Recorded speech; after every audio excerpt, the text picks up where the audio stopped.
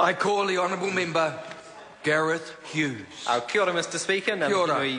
Kia koutou kia ora. I rise to take a call on the Electronic Identity Verification Bill. I just want to share the love we've seen in the debating chamber this morning around the Select Committee process. Mr Speaker, I've got to say this is probably one of the best Select Committees I've sat on. I want to acknowledge the Chair, all the members.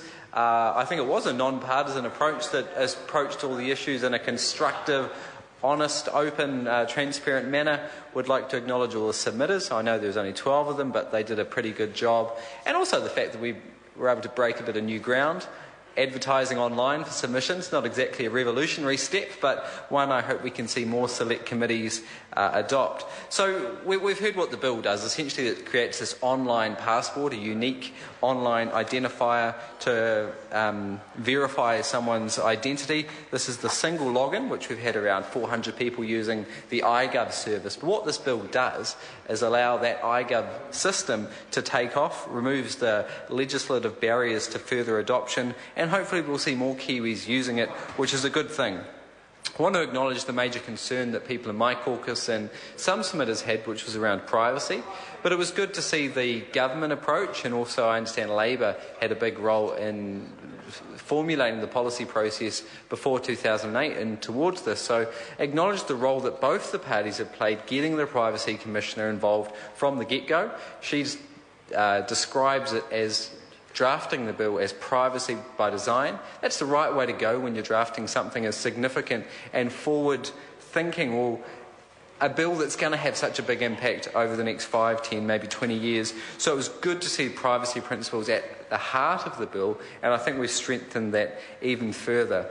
Now, I'd like to acknowledge the changes we saw in the Select Committee, because I think the members did take an open and constructive approach. We've seen 3 big changes. The first was around Clause 58 and increasing the fines.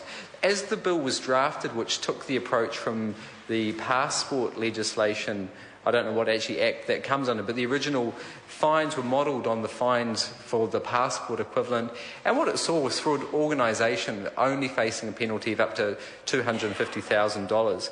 You know, that was not going to act as a deterrent, as a disincentive for corporates to be, or organisations to be, abusing this legislation and the powers that this legislation enacts. So it's good the committee has raised it to $1 million. The example I used in the committee was Thompson & Clark, the private spy company which was used by Solid Energy, a state-owned enterprise, to spy on protesters and people who disagreed with their plans. And had this system been operating back in the mid-2000s, I'm sure a company such as that could be using the iGov system or the IEVS legislative framework to get information and to abuse the system. So it's good that we've increased it to $1 million. I think it will act as a disincentive. The second big change we saw in the Select Committee was the requirement for a search warrant to access information. As the bill was originally drafted, pretty much anyone, I guess you could assume, but presumably staff members with the Chief Executive's permission could access people's files. I don't think that was appropriate. We did hear a number of submissions from Internet New Zealand and others who said it should be with a search warrant. Strongly pushed for that, and it's good to see the Select Committee adopt that. It's going to strengthen the privacy inherent in the bill. Lastly, we saw with Clause 65A the changes to what happens with the data when someone wants to cancel their account.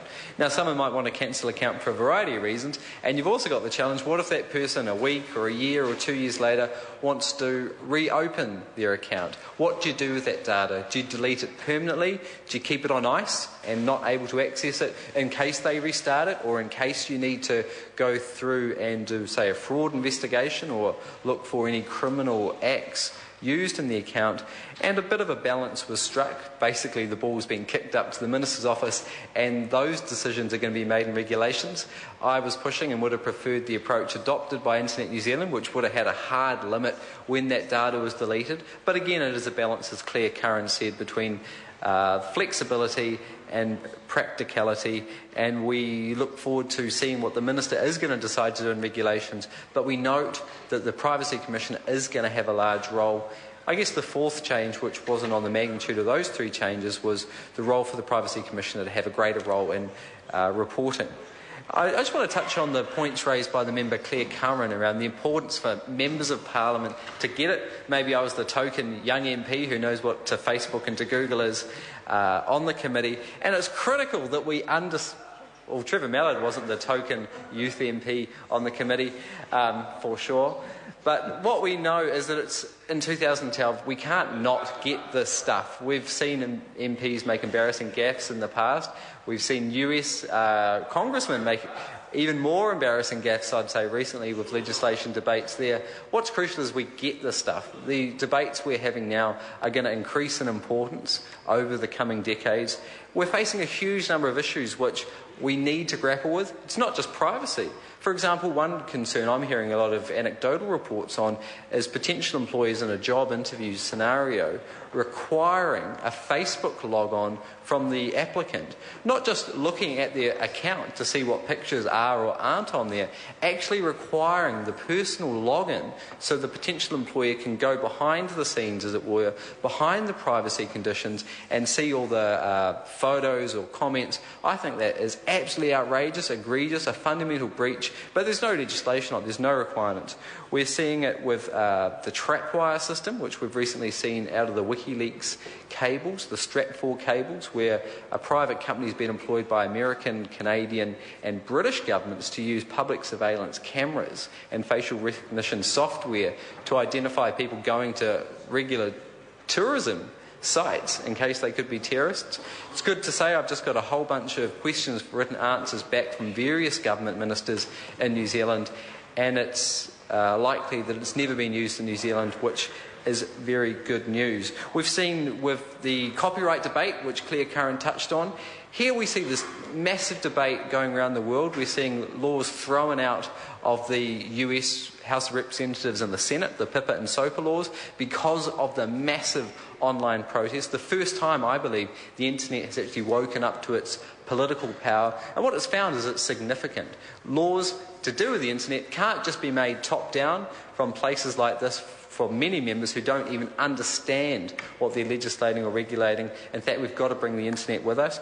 We see that with the ACTA, the Anti-Counterfeiting Trade Agreement, which was recently thrown out of the European Parliament. Absolutely astounding. This law was thrown out. I was there recently talking to even UK Conservatives, asking them why they were voting against it. And I think this is a significant issue for New Zealand, because New Zealand seems quite ready to sign up to this deal. It's essentially has been drafted by the US, for their personal interests. We see it most graphically in New Zealand with the Mega Upload case, a copyright allegation, and how the government responds. And in the Herald today we see that there was US foreign policy thinking behind the government actions. We saw the government, in response to a copyright allegation, bring in 70 policemen flying in with helicopters to arrest someone for a copyright allegation. There's a noted speaker, Cory Doctorow, who calls it the war on general purpose computing. And this is what we're in the midst of, and it's only going to increase in velocity over the next few years. These massive debates, whether it's privacy, whether it's spying, copyright, or legislation to do with it. So in summary, Mr. Speaker, we support the intent of this bill, we support the drafting. We think it's been significantly improved in Select Committee.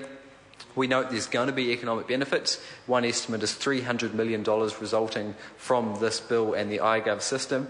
The crucial thing that everyone in this House needs to remember is this isn't an only-or. This isn't a panacea. This isn't about the government saving money by shutting down offices or only providing telephone services. It's not working for Housing New Zealand. It hasn't worked for IRD. We need to give people in New Zealand a real option to go to a real office, to talk to a real person.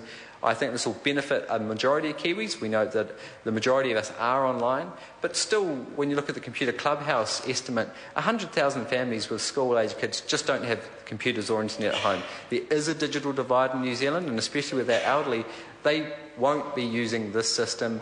It's important that those services are still provided. So we look forward to seeing the growth of the system. I think it's going to be pretty powerful in terms of petitions. I think it's outrageous in 2012. You can get more than 200,000 signatures, which is what the Green and Labour parties have done on the state asset bill, but you can't do it online because there's no unique identifier. This bill, I think, will be the facilitator of that in the future. Good news all around, Mr Speaker. Kia ora.